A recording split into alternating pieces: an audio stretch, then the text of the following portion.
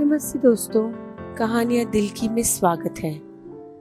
अपनी प्यार की श्रृंखला को आगे बढ़ाते हुए आज की कहानी का नाम है चेनाब की सरगोशियां।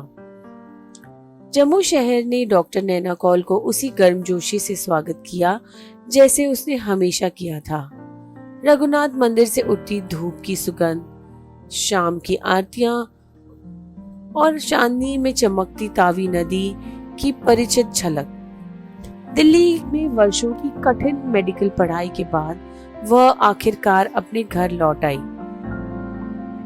एसएमजीएस अस्पताल में एक स्त्री रोग विशेषज्ञ के रूप में। लेकिन जब वह सुबह के दौरे, आपातकालीन सर्जरी और नवजात शिशु की मासूम चीखों के बीच अपनी नए जीवन में रमने लगी तो कहीं भीतर एक अनकही कसक महसूस हुई। उसने वह सब कुछ हासिल कर लिया था जिसके लिए उसने मेहनत की थी, फिर भी कुछ अधूरा था। शामें बहुत शांत लगती थी, घर बहुत खाली और जिंदगी बहुत पूर्वानुमेय। फिर आया मेजर आरव सिंह, एक ऐसा शख्स जिसकी जिंदगी कभी भी पूर्वानुमेय नहीं रही। अराजकता में पहली मुलाकात। उनकी पहली मुलाकात किसी प्रेम कथा जैसी नहीं थी। आधी रात के बाद अस्पताल के दरवाजे जोर से खुले और कुछ सेना अधिकारी अंदर आए, एक गर्भवती महिला को स्ट्रेचर पे ले जाते हुए। आपातकालीन कक्ष तनाव से भरा हुआ था। बच्चा समय से पहले आ रहा है, नेहा ने मरीज की हालत को जांचते हुए कहा। हमें तुरंत सिजेरियन करना चाहिए। मैं सहमति पत्र पर हस्ताक्षर कर दूंगा, एक गहरी आवाज आई। नैना ने सर उठाया तो सामने खड़े आदमी से उसकी निगाहें मिली। लंबे मजबूत कद काठी वाले, आत्मविश्वास और गरिमा से भरपूर मेजर आरव सिंह को नजरअंदाज करना असंभव था। उनकी वर्दी पर सीमा क्षेत्र की धूल जमी थी। जूतों पर अब भी उस मिट्टी के निशान थे जिसके लिए वो लड़ते थे। उनके खड़े होने में एक अडिग स्थिरता थी, जैसे कोई तूफान भी उन्हें हिला न सके। ऑपरेशन सफल रहा। जब नैना ओटी से बाहर आई तो उसने देखा कि आरव वही इंतजार कर रहा था। शुक्रिया डॉक्टर, उसने हल्की मगर सच्ची आवाज में कहा। नैना ने बस सर हिलाया, अचानक अपनी सांसों की आवाज को महसूस करते हुए। एक क्षणिक मुलाकात थी, लेकिन उनकी आंखों की गहराई में उसके दिल में एक निशान छोड़ दिया था। तकदीर की धीमी आंच। दिन हफ्तों में बदले और वे फिर टकराने लगे, कभी अस्पताल की गलियारों में तो कभी मुबारक मंडी के पास वाली चाय की दुकान पर, जहां आरव अक्सर आ जाता। जो बातें केवल शिष्टाचार तक सीमित थी वह धीरे धीरे चाय के प्यालों के साथ हंसी मजाक में बदल गई। फिर चेनाब के किनारे शाम की सैरों में।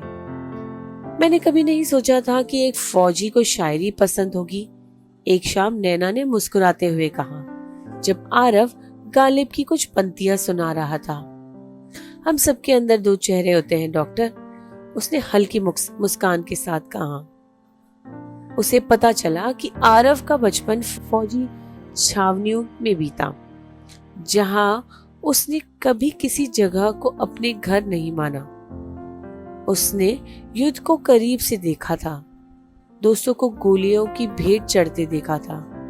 फिर भी वह जीवन में हर छोटे सुख का आनंद लेने वाला इंसान था। और आरव को पता चला कि नैना के साथ हुए स्वभाव के पीछे एक ऐसी लड़की है जो कभी परियों की कहानियों पर विश्वास करती, लेकिन समय के साथ उसे तर्क और अनुशासन के परतों में दफना दिया था। धीरे धीरे वह एक दूसरे को समझने लगे। कर्तव्य और प्रेम के बीच द्वंद्व। मगर प्रेम कभी आसान नहीं होता। नैना, जिसने हमेशा अपनी जिंदगी को योजनाओं के मुताबिक जिया, अब एक अनजान रास्ते पर खड़ी थी। आरव एक सैनिक था जिसकी पहली मोहब्बत उसकी वर्दी थी। क्या उसने नैना के लिए कोई जगह नहीं थी? फिर वो दिन आया जिसका डर हमेशा उसके मन में था। आरफ के तबादले का आदेश आए। इस बार एक संवेदनशील सीमा क्षेत्र में। मैं 2 हफ्तों में रवाना हो रहा हूँ, उसने एक शाम कहा। आवाज स्थिर थी मगर आंखें जवाब मांग रही थी। नैना का दिल बैठ गया। वो जानती थी कि यह दिन आएगा, लेकिन इसकी वास्तविकता अब भी उतनी ही कठिन थी। तो बस यही था? उसने धीरे से पूछा। आरफ का जबड़ा कस गया। नैना में वह रुका, उन शब्दों को खोजने हुए जिनकी उसे कभी जरूरत नहीं पड़ी। उसने नजरें फेर ली, जैसे कुछ महसूस ही नहीं कर रही, लेकिन उसकी उंगलियां कांप रही थी। ये रिश्ते कभी टिकने नहीं वाले थे, है ना? आरव ने गहरी सांस ली और एक कदम पास आया। मैं तुम्हें छोड़ना नहीं चाहता, लेकिन मैं ये भी नहीं चाहता कि तुम उस आदमी के लिए इंतजार करो जो वापस लौटेगा भी या नहीं, ये कोई नहीं जानता। उसकी आंखों में आंसू आ गए। और अगर मैं इंतजार करना चाहूं तो? आरव ने आंखों को हल्का सा हिलाया।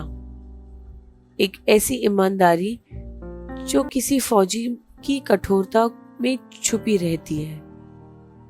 तो मैं इस दुनिया का सबसे खुशकिस्मत इंसान बन जाऊंगा। एक ऐसा प्यार जो लड़ने लायक था। एक ऐसे शहर में जहां पुराने मंदिर हवाओं को अपने रहस्य सुनाते थे, जहां चिनाब धरती पर कविता लिखती थी और जहां तकदीर अपने खेल खुद रचती थी, जो आत्माएं एक चौराहे पे खड़ी थी। क्या नैना, जो हमेशा निश्चितता से पीछे भागती थी, उसे प्रेम का दाव लगाएगी जो अनिश्चितता से भरा हुआ था?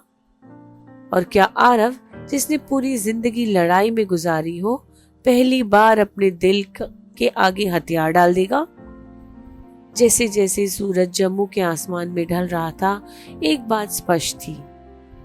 प्यार नदी की तरह है, अपना रास्ता खुद बना लेगी। आपको ये कहानी कैसी लगी कमेंट्स में जरूर बताइए। Please do like, share and subscribe. Thank you.